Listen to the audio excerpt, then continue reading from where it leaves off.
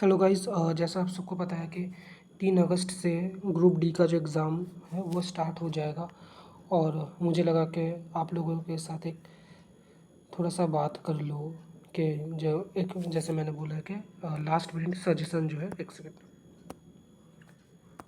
जो last minute suggestion, ठीक है, लास्ट मिनट सजेशन का मतलब ये होता है कि मैं आपको कुछ ऐसे टिप्स वगैरह दे दूँ जो आपको थोड़ा सा आपका नंबर जो इंक्रीज़ करने में आपको हेल्प करेगा।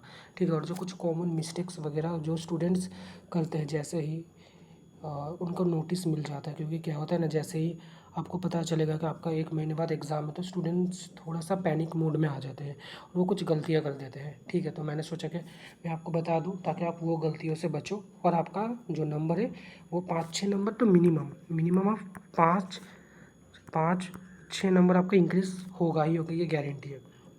ठीक है, और मैं अपने बात में मतलब मैं अपने बारे में बात करूँ तो मैंने खुद जो इस बार का जो ग्रुप डी का एग्ज़ाम था वो मैंने क्लियर किया है। ठीक है, और मैंने यूआर से मैंने ग्रुप डी क्लियर किया है मैंने। ठीक है, चलो मैं हर एक जो सब्जेक्ट है उसके बारे में मैं कुछ बात करूँगा और फिर उस वीडियो को हम लोग एंड करेंगे।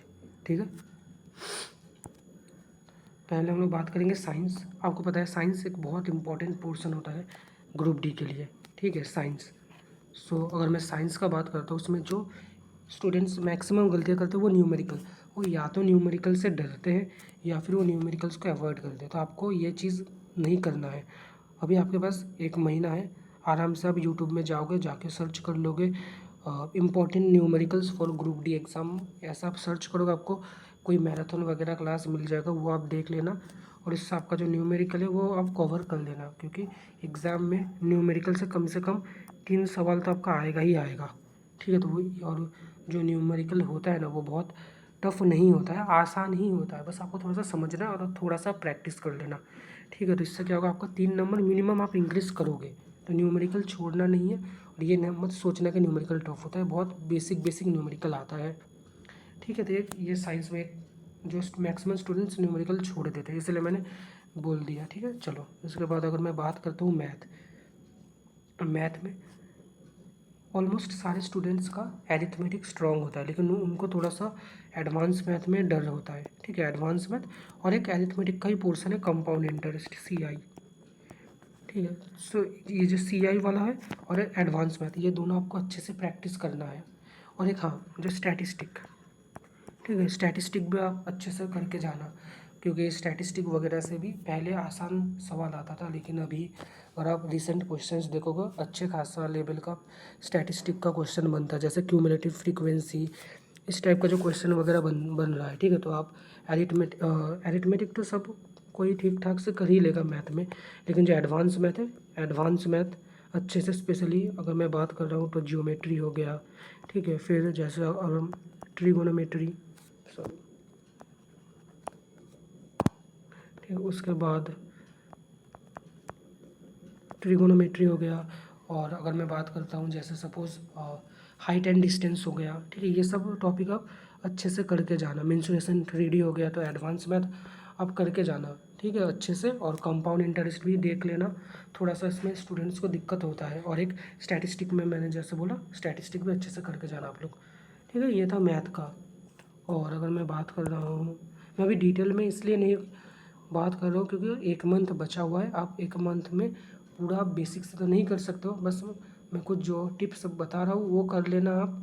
ठीक है, वो बेसिकली कुछ गलतियाँ होता है जो स्टूडेंट्स करते हैं लास्ट मिनट में, तो बस उससे आपको बचना है, तो ऑटोमेटिकली आपका मार्क्स है इंक्रीज़ होगा।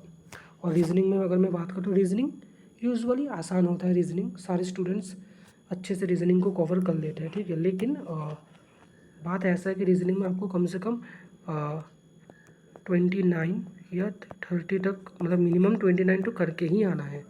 आपको पता है कट ऑफ कितना गया था इस बार, तो जब थोड़ा सा ठीक ठाक से 30-32 हज़ार जब वैकेंसी था तब इतना कट ऑफ गया। इस बार तो और कम है, तो इस बार और ज़्यादा जाएगा कट ऑफ। इसलिए रीजनिंग में था 29 से 30 क्वेश्चन आपको करके आना है।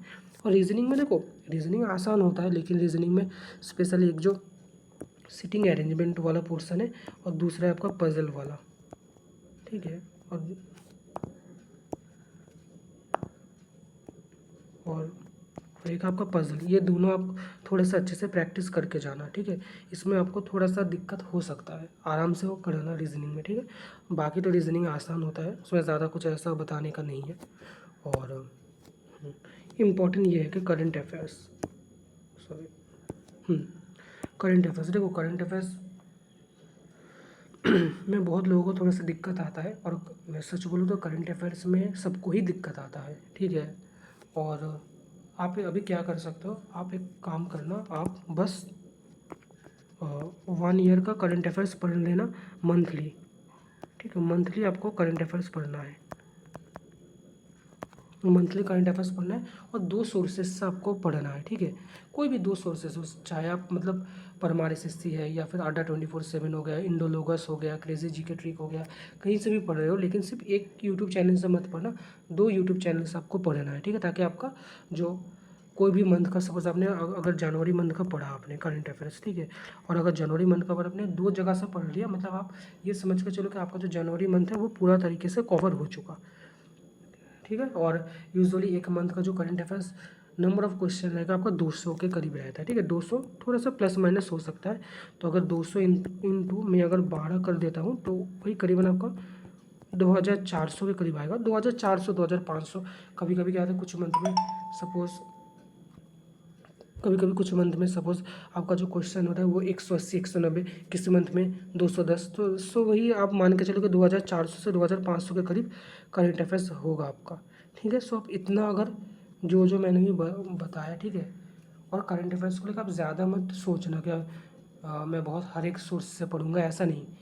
बस 2 सोर्स को फॉलो करो, कोई भी 2 सोर्स, दैट्स इनफ फॉर, ठीक है, रेलवे एग्ज़ाम्स। और जो इम्पोर्टेंट ये है कि जो मैंने बात बताया आपको, ठीक है, आप बस इन चीज़ों को फॉलो करो, ठीक है। पैनिक होने का ऐसा कोई बात नहीं है, ठीक है। आराम से आप लोग पढ़ो, ठीक है। और इन सब चीज़ों को ही फॉलो करके मैंने भी ग्रुप डी का एग्ज़ाम मैंने निकाला था, ठीक है, जैसे मैंने बोला अभी। सो बस ये वीडियो हम लोग इतना ही रखते हैं, ठीक है। और अगर आपको कोई भी डाउट है ना तो आप मुझसे पूछ सकते हो, ठीक है। मैंने जितना हो सके मैंने कवर कर दिया है, ठीक है। अगर फिर भी कोई भी डाउट वगैरह आपका बचता है तो आप मुझे कमेंट कर देना, मैं रिप्लाई ज़रूर करूँगा, ठीक है। और अगर आपको वीडियो थोड़ा सा भी हेल्पफुल लगा है ना तो आप लोग वीडियो को लाइक कर देना, चैनल को सब्सक्राइब कर देना, ठीक है। और मुझे कमेंट में बताना ये वीडियो कैसा लगा हो, और डाउट अगर आपका कोई है तो वो भी मुझसे आप पूछ लेना कमेंट में, ठीक है, मैं रिप्लाई कर दूँगा। सो बस इतना ही रखते हैं वीडियो को। Thank you so much and have a good day. जय हिंद।